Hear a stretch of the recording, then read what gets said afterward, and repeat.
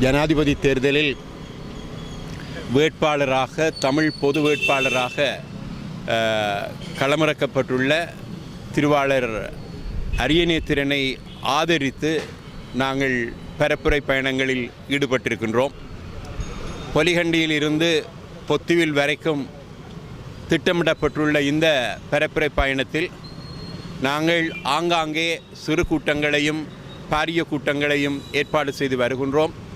அவ்வப்போது இந்த பிரதான வீதிகளிலும் கிராமங்களிலும் இருக்கக்கூடிய மக்களை சந்திப்பதற்கான நடைப்பயணங்களையும் வேட்பாளருடன் சேர்ந்து நாங்கள் மேற்கொண்டு வருகின்றோம்.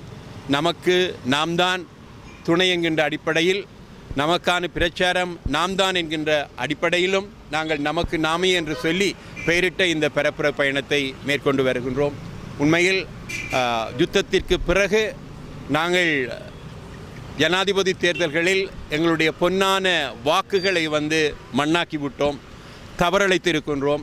கடந்த கால ஜனாதிபதி தேர்தல்களில் இழைத்த தவறை சரி செய்ய ஆங்காங்கே தடம் பிறந்து கொண்டிருக்கக்கூடிய எங்களுடைய தமிழ் தேசிய விடுதலை போராட்டத்தினுடைய பயணத்தை தடம் மாறாத திசையில் கொண்டு முன்னெடுக்க எங்களுக்கு இந்த பொது வேட்பாளர் அவசியமாக தேவைப்பட்டிருக்கின்றார். அதன் அடிப்படையில் இதனை கட்சிகளை கடந்து, கட்சி பாகுபாடுகளை கடந்து தமிழ் இனத்தினுடைய தெரிவாகத்தான் இந்த பொது வேட்பாளர் போட்டியிடுகின்றார். உண்மையில் அரியநேத்திரன் அவர்கள் 2 தடவை பாராளுமன்ற உறுப்பினராக இருந்திருக்கின்றார்.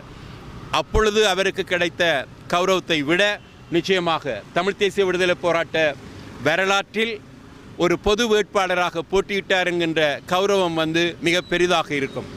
உண்மையில் பலர் செல்வார்கள், ஜனாதிபதி தேர்தலாக இவர் வெற்றியிட்டுவார் என்று. அது எல்லோருக்குமே தெரிந்த விடயம்.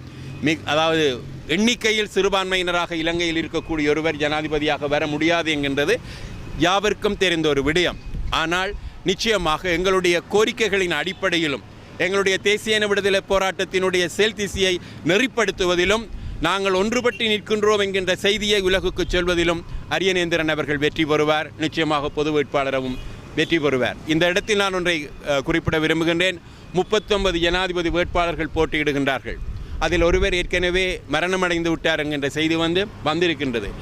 அரியநேந்திரன் அவர்கள் எங்களுடைய பொது வேட்பாளர் நிச்சயமாக முதல் 4 அல்லது 3க்குள் அதிகப்படியான வாக்குகளை கொண்டவராக அவர் நிச்சயமாக வருவார். அதுவே எங்களுக்கு வெற்றியானதாகத்தான் அமையும்.